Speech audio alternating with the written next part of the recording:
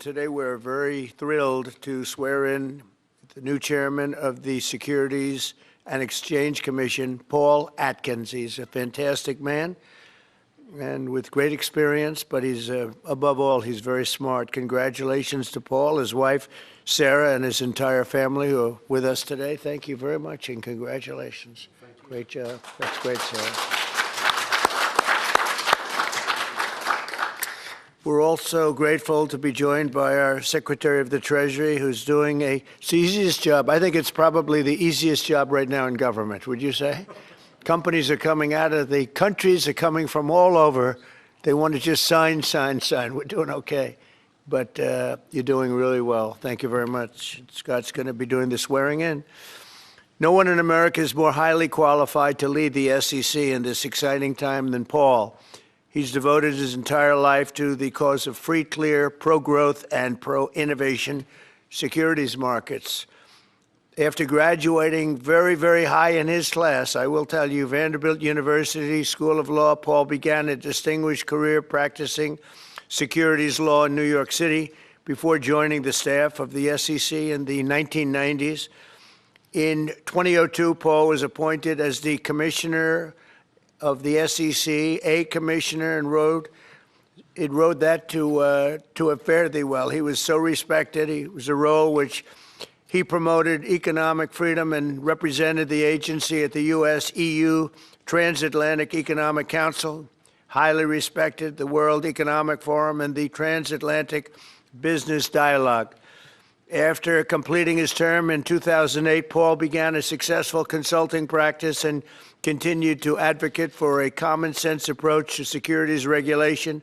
Extremely complicated stuff, and he put a lot of common sense and saneness into it without heavy-handed bureaucracy and the harming of investors and workers and consumers and, frankly, our country itself. Paul has also been a leader in the emerging crypto and blockchain industries and served as co-chair of the Digital Chambers Token Alliance. He's the perfect man to lead this agency at a time when crypto innovators are urgently in need of, and they want so badly, they want it to happen, regulatory certainty and clear rules of the road. In addition to helping build this new framework that will allow the United States to maintain its financial and technological dominance long into the future, Paul will end the weaponization of the SEC and stop the lawless enforcement practices that occurred during the Biden administration. They were vicious people. They were vicious and horrible for our country. Paul is passionate about protecting American liberty and American economic leadership, and we are truly grateful and honored that he has answered the call of public service, as he always has. He's a man that just, we were looking for the right person for this very important job, and just he was at the top of everyone's list. So, Paul, I want to congratulate you and your family. You have an incredible family, and you have an incredible father and husband. I can say that, I think, I'm pretty sure I'm right about that. If I'm not, please speak up now. So thank you very much, Sarah. Thank you very much. And I'll ask Scott to come up, do the swearing in. Thank you. Thank you, everybody.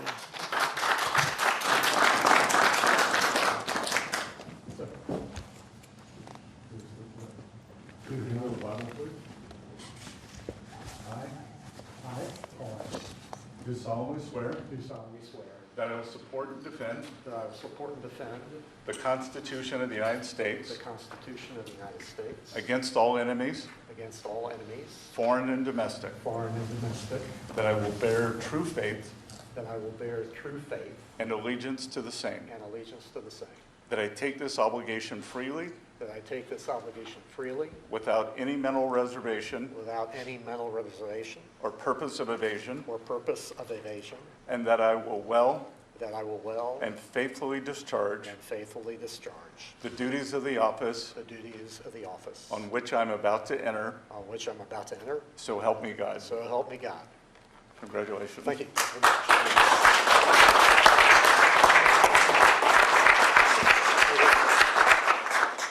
Well, thank you all very much, and especially thank you, Mr. President. I'm really honored by your trust and confidence that you've placed in me to head the SEC. But I really must say the Oval Office has never looked better. One could really describe it as glistening, and I've heard stories about it, and it's true. It's the touch of a confident president leading with optimism towards an American golden age. So thank you for that.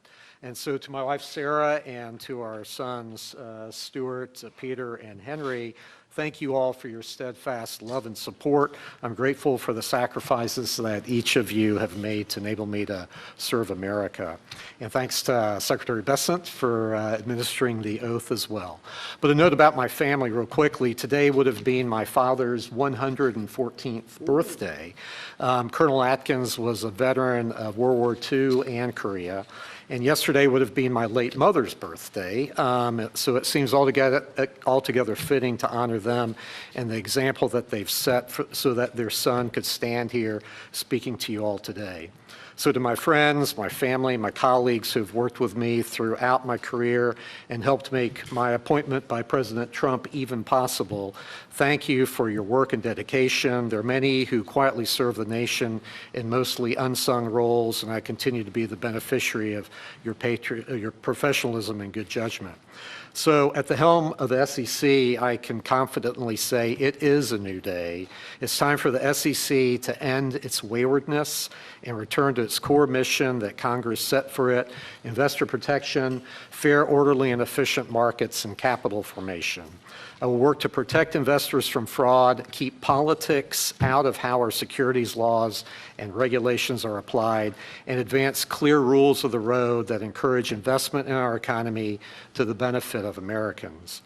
A top priority of my chairmanship will be to provide a firm regulatory foundation for digital assets through a rational, coherent, and principled approach. We will work to ensure that the United States is the best and most secure place in the world to invest and to do business. So, Mr. President, again, thank you very much for your graciousness in extending such a warm welcome to my family and me today in this storied room.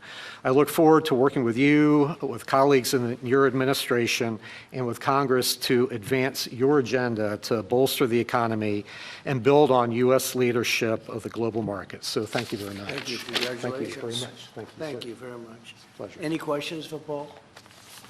Mr. Atkins, if I may, can you provide, what is your sense of how the CFTC and the SEC will differ when it comes to crypto regulation? I hope that we won't. Brian Quintenz, whom the president has nominated, is a great guy. I've known him for years, and I intend to work closely with him, and I really look forward to his leadership there. I think there's no reason why the two agencies can't be working cheek to jowl on these issues for the American investor and the American economy. Mr. Atkins, do you have a view on Chinese listed stocks on the U.S. exchanges? Well, that's subject of statute, and Congress has acted, and I look forward to diving into those issues. Mr. Atkins, do you have a sense, will the Democratic commissioner continue in her role?